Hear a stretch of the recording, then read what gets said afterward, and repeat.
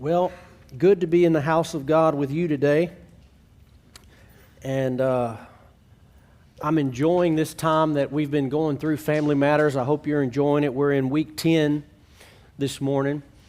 And we've been going through 8 milestones that every child needs to have by the time, or every child needs to reach by the time they leave your house. And again, this is my list. It's not a hard and fast list. You could add some to it if you wanted to. I wouldn't recommend taking any away, but you could add some to it if you wanted to. But there's 8 things we're looking at, and there's probably more.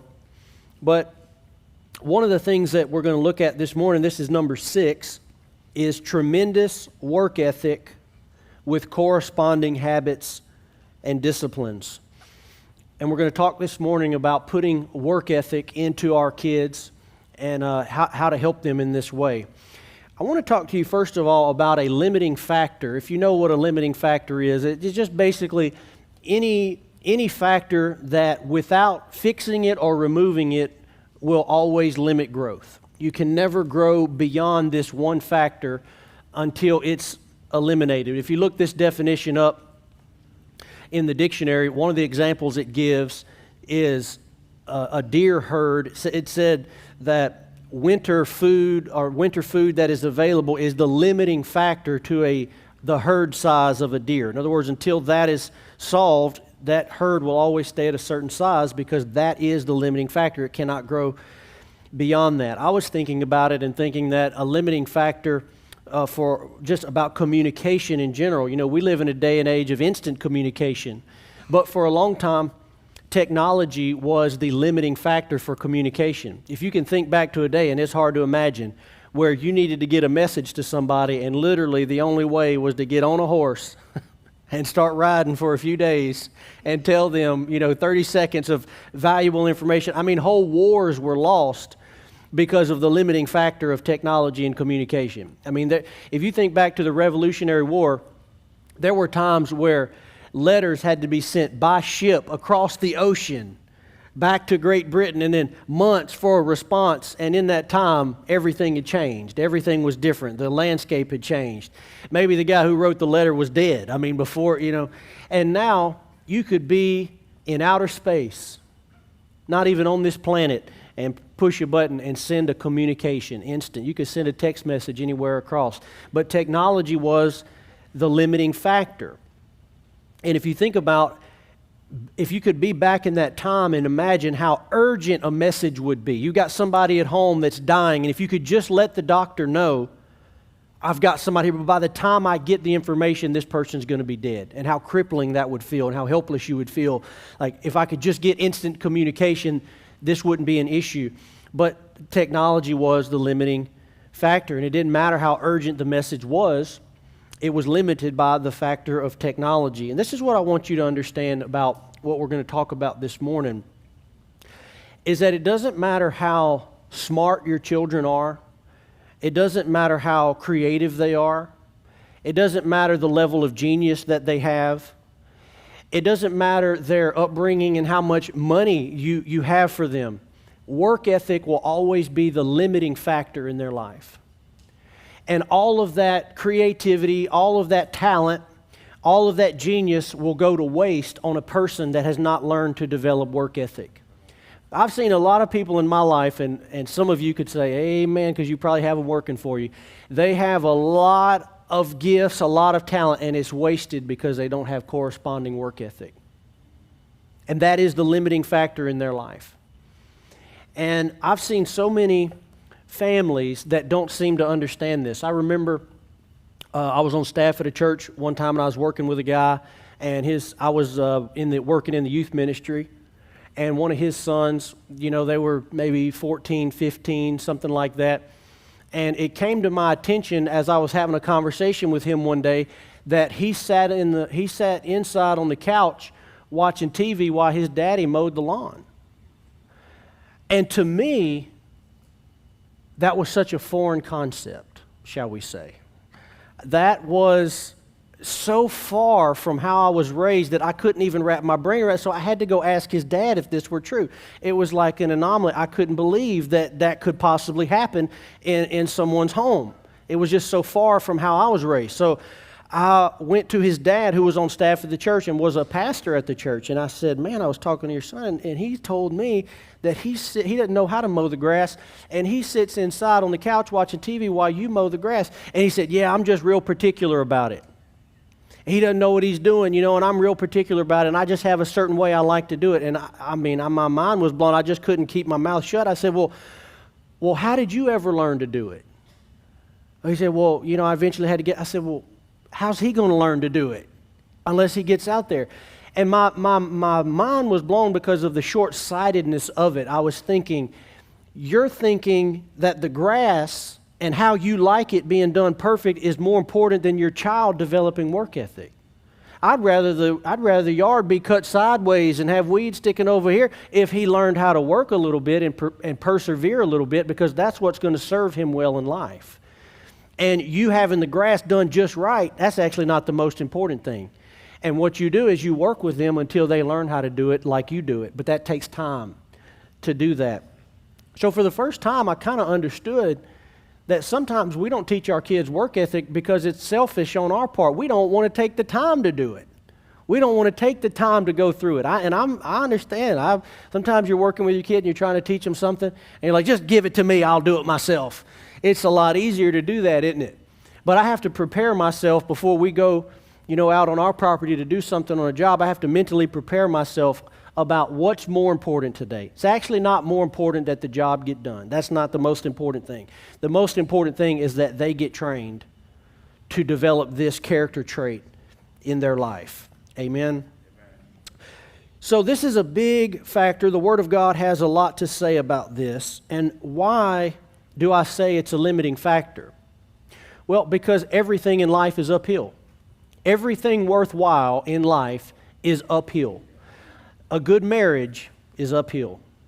A good education is uphill. Health and fitness is uphill. It's all difficult. It's only the easy things in life that are downhill. It's only the things that don't have any value that are easy. It's all uphill. This is the point. Every single thing good in life requires a tremendous amount of work. Do I have to tell you that, or have you been living it for a while? Now you understand it. Everybody knows that. Everything good in life requires a tremendous amount of work, not only to get it, but to sustain it. To sustain it. And this is where some people fail, is because they don't have true work ethic. They have what they need when the emotions are really high and feeling good to put forth the work. But then how many of you know that true work ethic can sustain it when the feeling is left? And really, work ethic is revealed when you're at your most tired, you're most discouraged. Do you have the work ethic to push through and fight and persevere and do what's right? Listen, that is developed in a child from a young age. And I have some maybe good, maybe bad news, not sure which. You can interpret it how you want.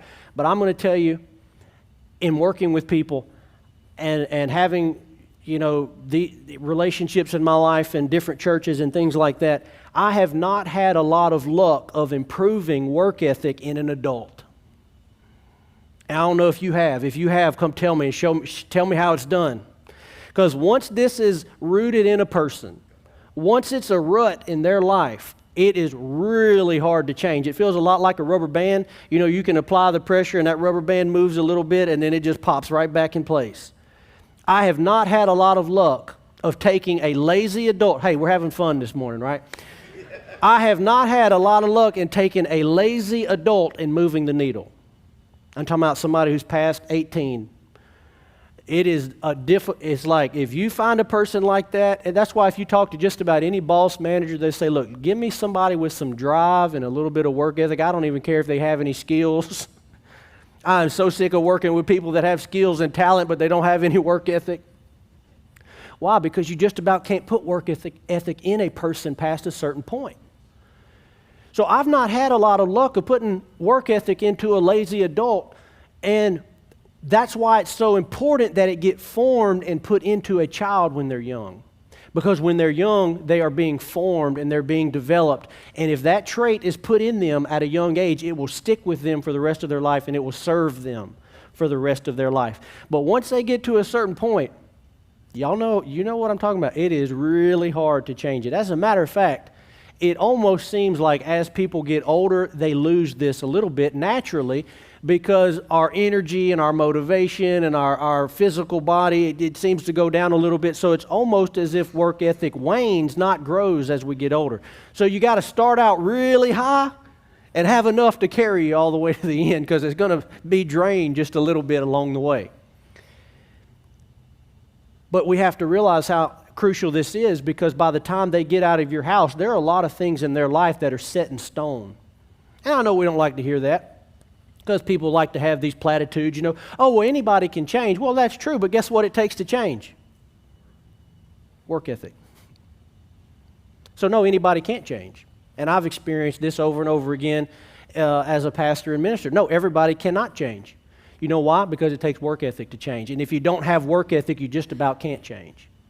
Because every single thing that is needed in your life to change is going to require tremendous work and discipline on your own at home. It's like people come, they go to a counselor, they go to a therapist, they come sit and talk to a pastor.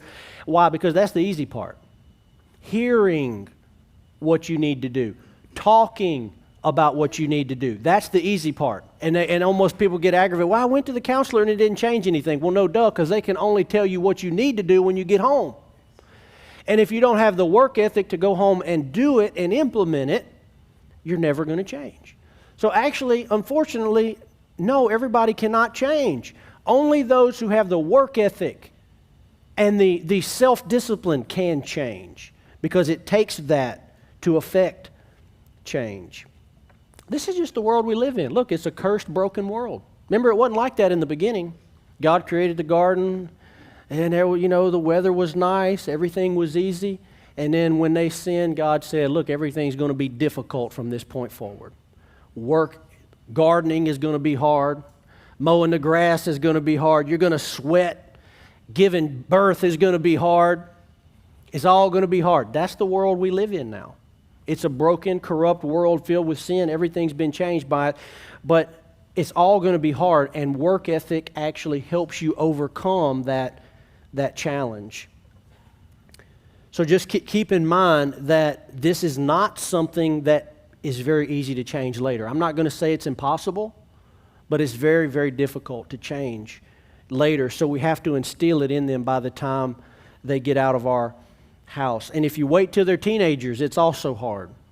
It's also hard by the time they're teenagers as well. You got to start young. Let them help around the house. Let them help in the kitchen. Let them take up a chore that they can do. Let them help outside. Let them be part of it. They need to develop those habits. Proverbs 10:5, it says, he who gathers in summer is a prudent son, but he who sleeps in harvest is a son who brings shame. Brings shame to who? Brings shame to his parents. And you can imagine a culture at this time, people living in small communities, and you got kids that are outside gathering, and you got one in the house sleeping when they ought to be outside with all the other kids gathering in harvest. He said this brings shame on the parent. Interesting, it doesn't say it brings shame on the son. It doesn't bring shame on the son because the son was not responsible for developing work ethic in his own life as a child. His parents were responsible. So it doesn't bring shame on the son. It brings shame on the parents because they were the ones responsible for teaching it and instilling it in his life. A child should know what it is like. A child should know what it is like to feel exhausted from doing something that they did not want to do. They should know the feeling of that. That will serve them well in life.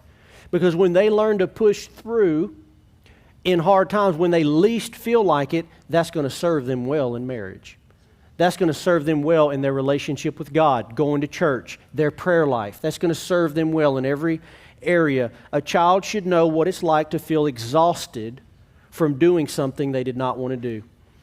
They should know what it feels like to work when your body doesn't want to work anymore.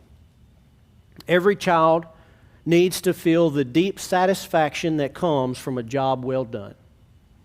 And I had ample opportunity for this growing up, and I know many of you did, but my parents owned a nursery, and I worked out in the nursery every summer. It was 100-something degrees, And my friends were swimming. They were riding bikes. They'd drive past our house and make fun of us while we're out there working in the nursery every summer, 100+ degrees. I thought I was going to die half the summers. But there was something being instilled in me. There was something being put in me.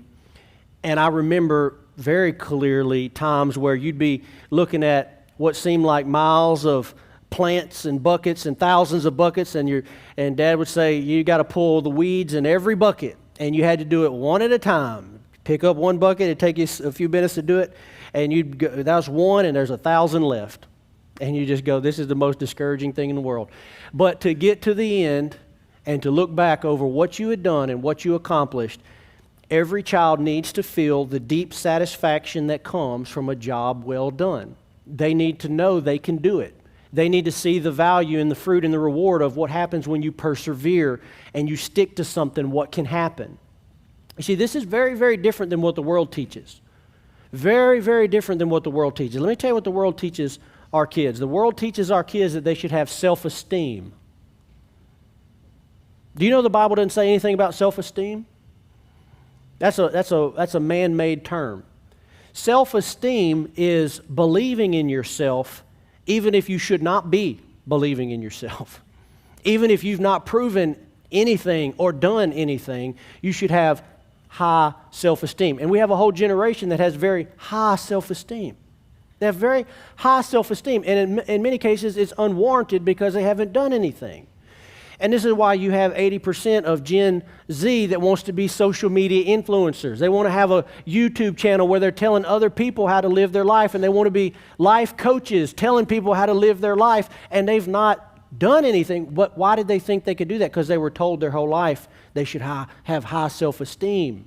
You should believe in yourself. Well, actually, I don't think that we should be teaching our kids about self-esteem.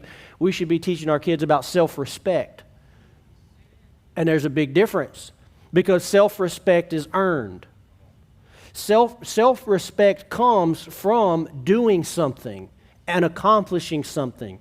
And then you believe in yourself because I said, well, I did this, I worked all day and accomplished this, maybe I can do something harder, maybe I can do this. I've been put in this situation and I had to persevere and I had to work hard, and so if I could accomplish that, maybe I could do this. How many of you remember that with David?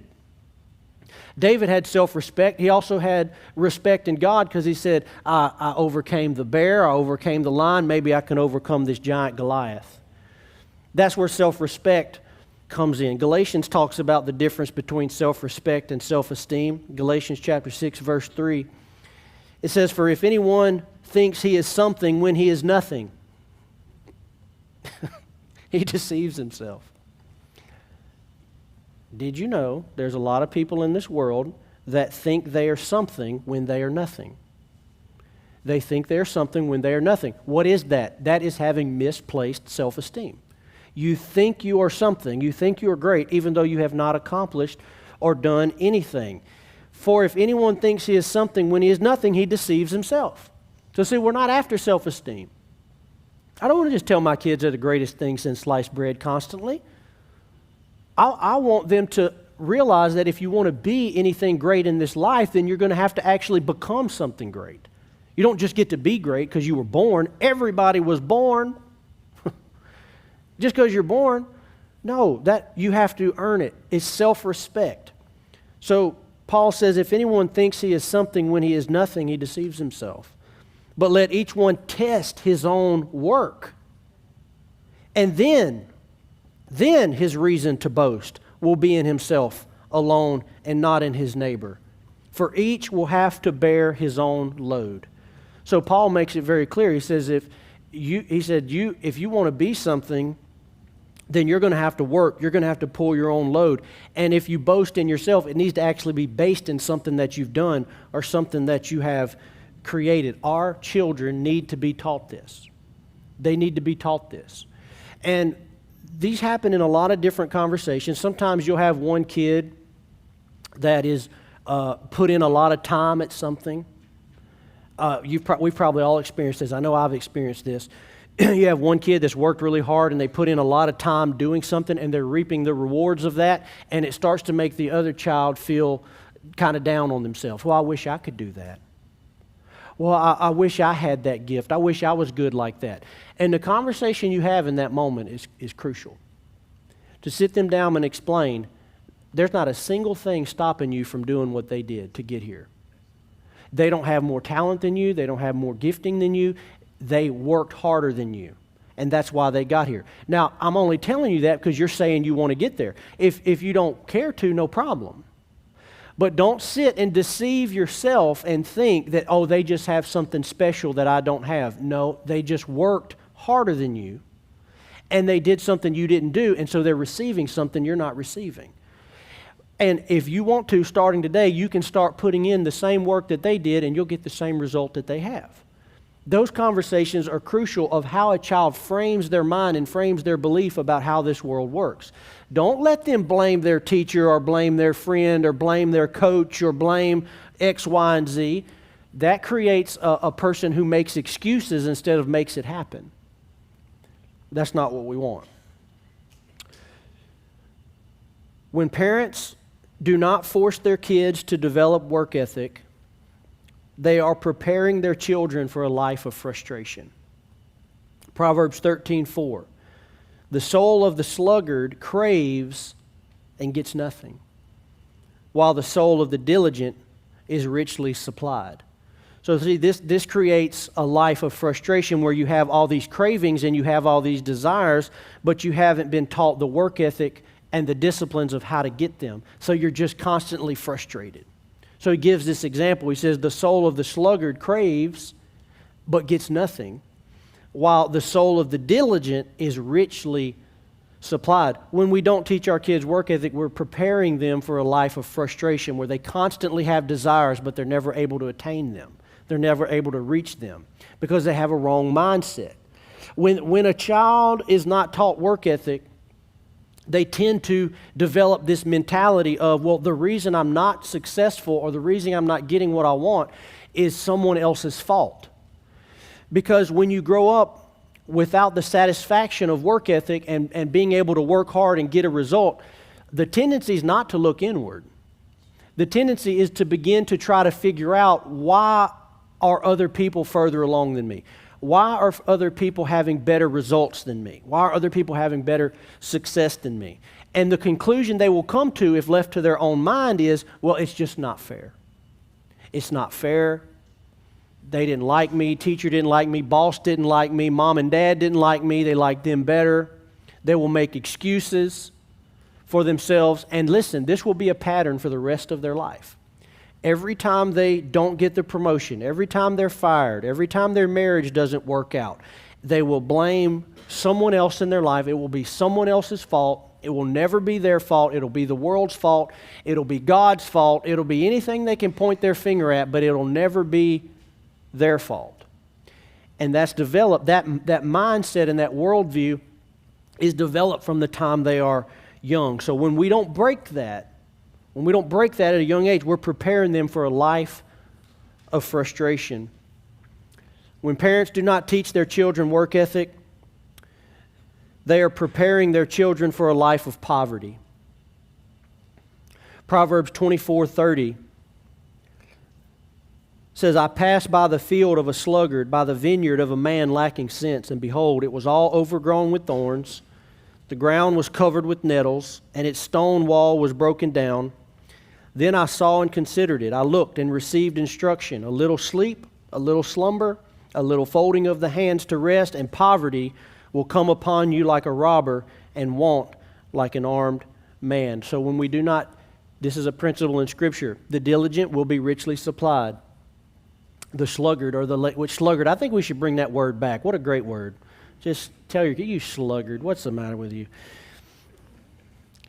He says the sluggard will have poverty come upon him like a robber, like an armed man. When we don't teach our children work ethic, we are preparing them for a trail of broken relationships and a bad reputation.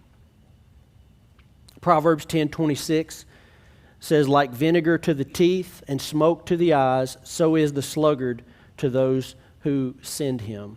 In other words, when a person has not developed work ethic, they're undependable. They don't follow through on what they say. They don't do their word. you send them to do something and they don't do it because they don't have that work ethic. He says it's like smoke to the eyes and vinegar to the teeth for the person that sent them. And we have other proverbs that talk about how refreshing it is to send a faithful person and they get the job done and they do it right. But this will lead to a trail of broken relationships and a bad reputation. Why? Because it follows them. If you work for me, if you work for someone and they do a terrible job, what happens? Next place they go, they say, do you have any referrals?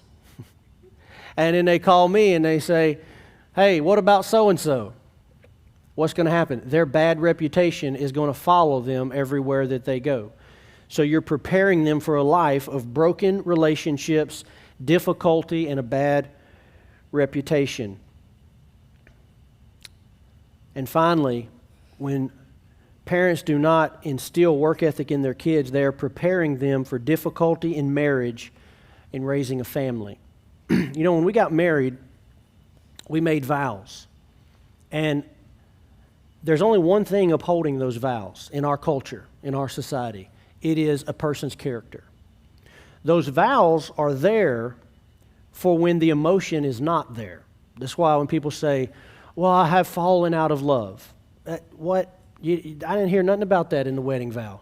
I didn't hear nothing about you falling out of love, you were going to end the marriage. I wish you'd said that on day one. You should have said that. Maybe I'm going to start asking that when I do wedding. Now, if you fall out of love, are you going to leave this person? Because I didn't put that in the vow. I need to rewrite this.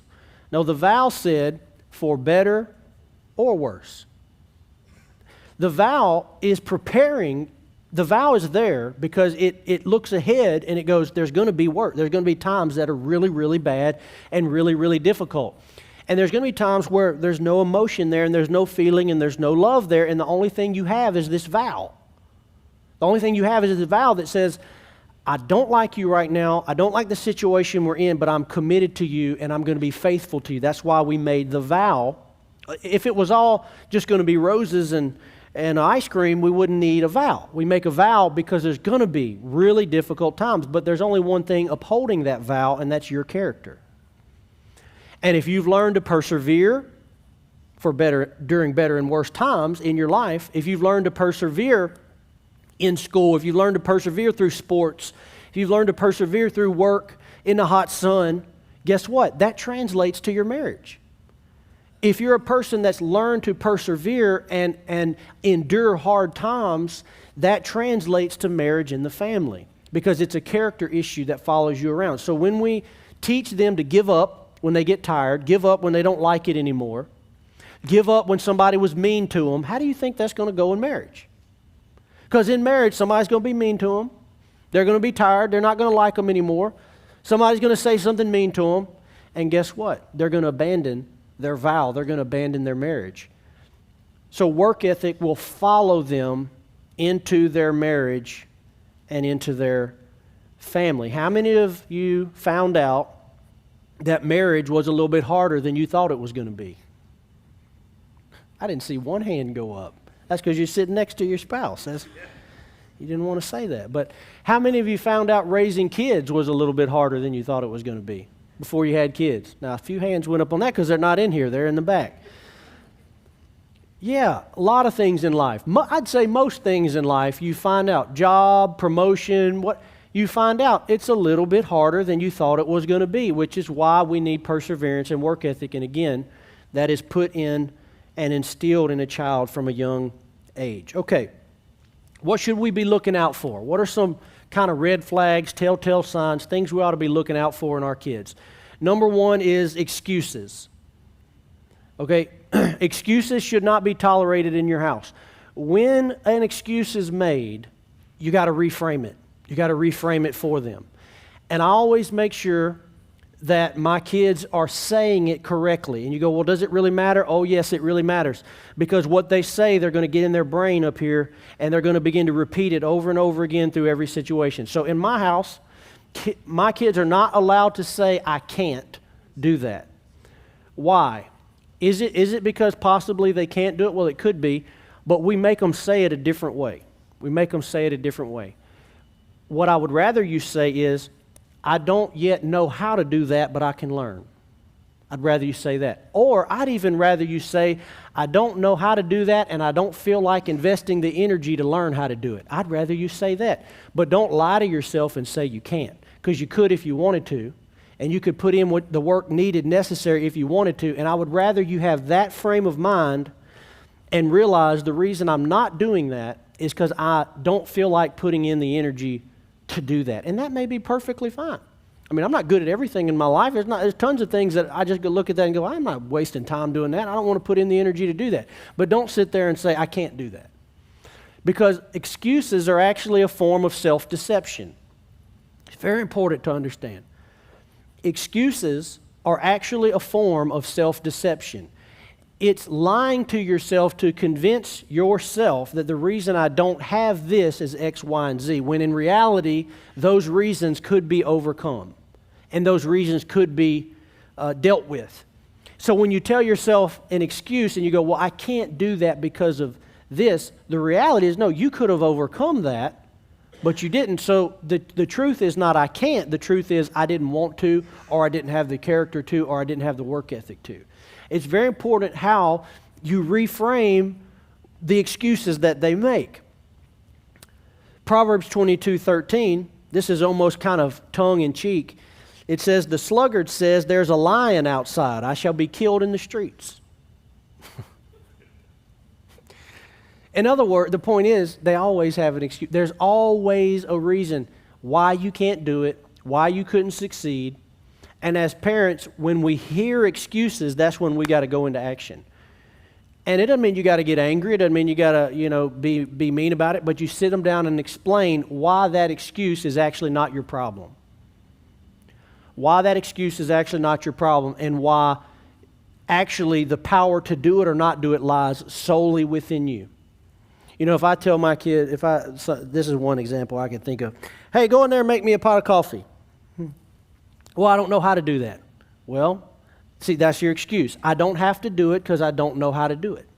And that excuse will be there every single time I ask until something changes, right? Every single time I say, hey, can you go make us a pot of coffee? Go make me and your mom a pot of coffee. Well, I don't know how to do that. So that's your excuse.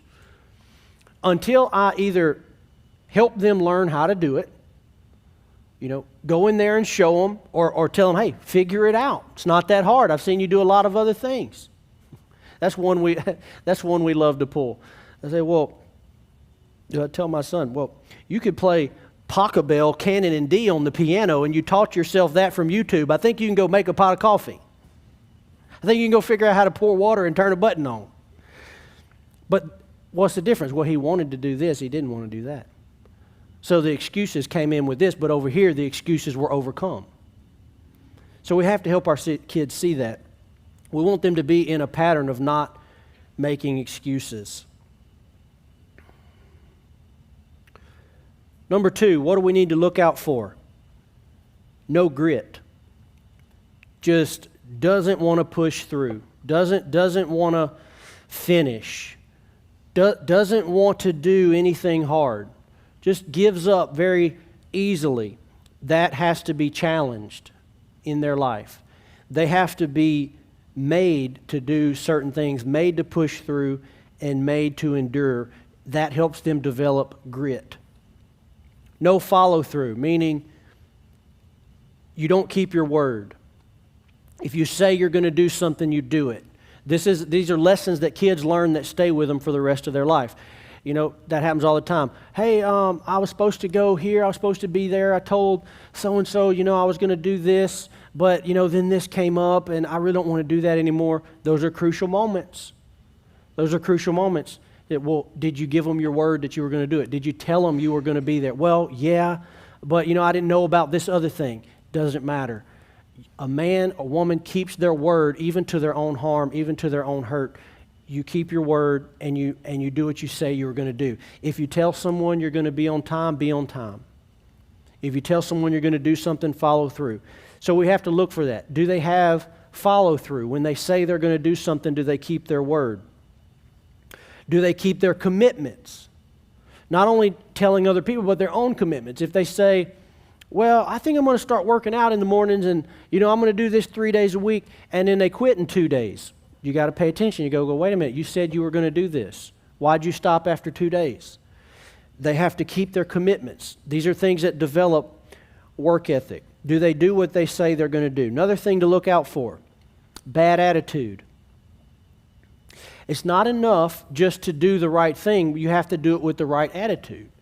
Part of having good work ethic is having a good attitude while you do it. The Bible says that the willing and obedient will eat the good of the land. Willing refers to attitude.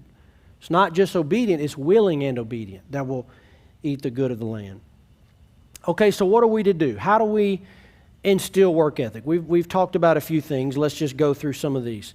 One, we must put them in situations where they are forced to work and work hard. And this is really the best training, right? This is really the best medicine. Just be put in situations where you're forced to do it, where you're forced to work hard. Again, the way I was raised, I didn't have a choice in it. I was made to do it, and I hated it in the beginning, but then I got used to it. And I can tell you what, when I became an adult, I was eternally grateful for it. And any of us that had parents that made us work, it may have made us mad in the moment. Most kids are not happy about being made to work, but they will be eternally grateful for it in the end.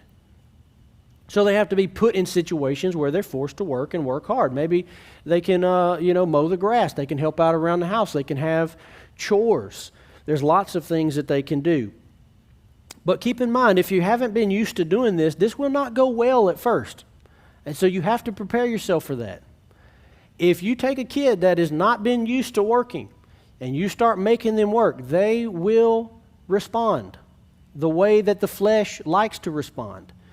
And there may be fits, there may be anger, there may be all kind of things. What is that? That is the flesh throwing a fit. The flesh, we know all about the spirit and flesh, right? In the book of Galatians, chapter 5, we know all about the spirit and flesh. There's a battle going on in the inside of it. The flesh is lazy, the flesh is selfish, the flesh wants to be served constantly, and if you let it by default go, that is the direction all of us would go, but that's the direction our children will go, is serve me, feed me, pay for me. That's the direction. And that we have to help our kids see that actually, no, you're supposed to serve others. And actually, it's okay if you pay your own way from time to time. And as they get, all of these things are appropriate at certain ages. They have to be put in situations where they are forced to work and work hard. And what does this do? It teaches them to put the flesh under. And that will serve them very, very well the rest of their life and in their relationship with God.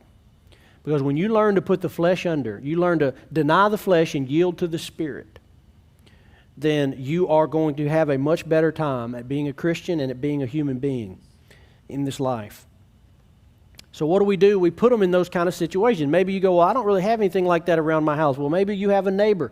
Maybe you have a grandparent.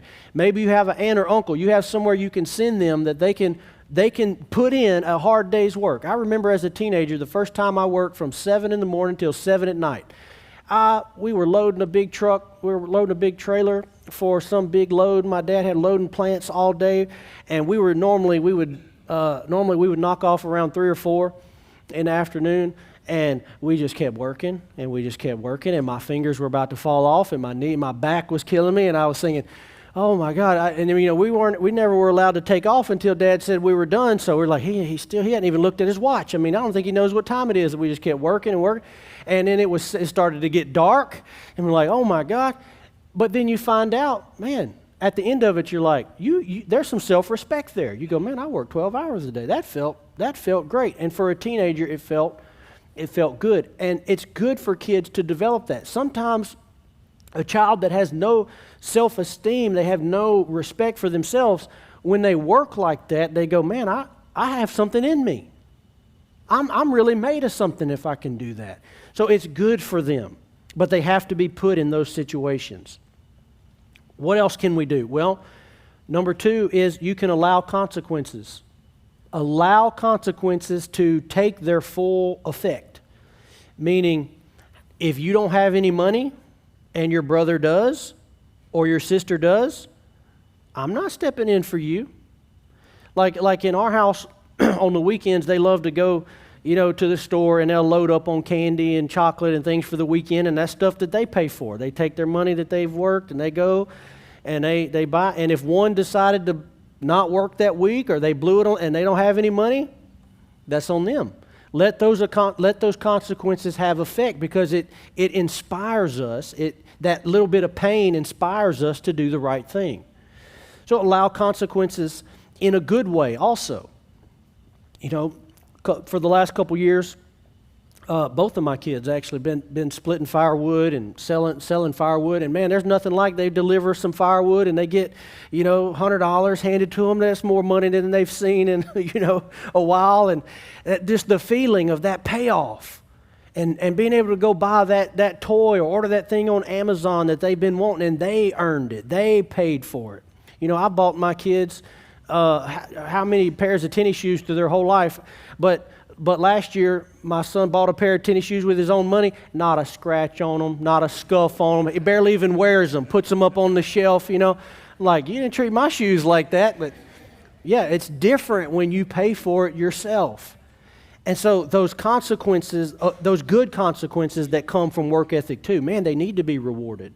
When our kids do something that requires tremendous work ethic, man, we need to jump in, celebrate it, reward them with it. I remember, both of my, and I'm just telling you my stories because that's the only ones I have. I'm not trying to brag on my kids, but these are just things that we've done. Both of my kids at different ages read through the New Testament, which requires a lot of work, a lot of consistency, a lot of discipline. They read through the New Testament in a period of time. And when they did it at different times. I took both of them by themselves, on a weekend trip to Six Flags. We stayed in a hotel, we went to Six Flags, we partied all day. Why? As a reward for your hard work and your discipline. Because what we celebrate gets repeated. If you want something to be repeated, if you want a behavior to be repeated, celebrate it, reward it. What we celebrate gets repeated. Also, regularly insist on endurance and grit, even if it's something that you think doesn't matter. Even if you think, well, it doesn't really matter, it doesn't really matter if they do that or don't do it. It's very small, it's very insignificant. Yeah, but the principle is enormous. And if your child commits to do something and all of a sudden they're like, well, I don't want to play on that team anymore. I found out, I don't like t-ball. I don't want to do it anymore. It needs to be a conversation up front.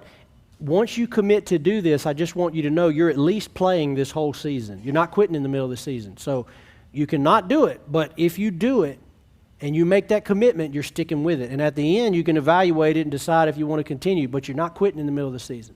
Those kind of conversations have to happen, and then they have to be followed through on. So regularly insist on endurance and grit. We have some funny conversations around my house. I'm sure if y'all were like a little fly on the wall, y'all might think less of me as a pastor. I'm not sure. Some of you'd love me more. I don't know which it is, but if our kids are sick or they got a headache and they don't want to do school, we'll go, look, you think every time when you're an adult, you think every time you got a headache or you're sick or you're not feeling good, you're not going to be able to go to work? You're doing school today. I don't care if you want to do school or not or how you feel. That's a normal part of life, is having to push through when you don't feel good. And if every time they're sick, you let them take the time off, that's not good for them. That's not healthy for them. They need to learn to push through with endurance and grit, and it will translate to every area of their life. Now, of course, you have to make judgment calls on everything we're talking about. I'm not like up here with this iron fist, There are times, of course, kids are sick. They stay home. We get it. But also, there are a few times they need to push through, too. And you can tell the difference usually as a parent. And finally, one of the best things you can do to help develop this in your child is to help them train alongside other men and women who already have these traits. Man, one of the best things for me growing up was just having to work next to a man that already had these traits. Because if you don't have these traits and you have to work next to somebody that does, it shines the spotlight on you real fast. And what will happen is a lot of times those kids will raise to that level. They'll raise to that occasion. They'll raise to that standard. So if you have, maybe it's you, maybe it's, you're the parent and you have that. And and that would be fine. Or if you have a grandparent, or you have somebody in their life that you can say, you know what, you're going to go spend some time working with them for a few days or on the weekend, helping them do this. That's one of the best things you can do for them. Put them alongside other people that they can respect, that have this work ethic already developed in them. Last scripture I want to read to you this morning is Proverbs chapter 12, verse 24. It says, the hand of the diligent will rule, while the slothful will be put to forced labor. Now think about that. It's talking about two different statuses in life. It's talking about two different positions in life. There's no parent that wants the latter, the second part, for their child. Every one of us have high hopes for our kids. And he says there's one thing that separates them. And it is whether or not they are diligent or whether or not they are lazy. The diligent will rule. In other words, they'll be leaders, they'll be managers, they'll be owners, while the slothful will be put to forced labor. In other words, they will work for the people who are managers, who are leaders, who are CEOs, who are owners. What do you want for your kids? And you go, well, it's not just the hard work, it's other things. They have to be smart, they have to have these gifts. Look, by and large, it's not that. By and large, it's this issue right here. The diligent will rule, while the slothful will be put to forced labor. If you want your kids to be successful, recognize that this tends to be a limiting factor in their life. And it's our responsibility and our job as parents to make sure that that is instilled in their life. Be creative with it. Amen? Let's stand on our feet this morning.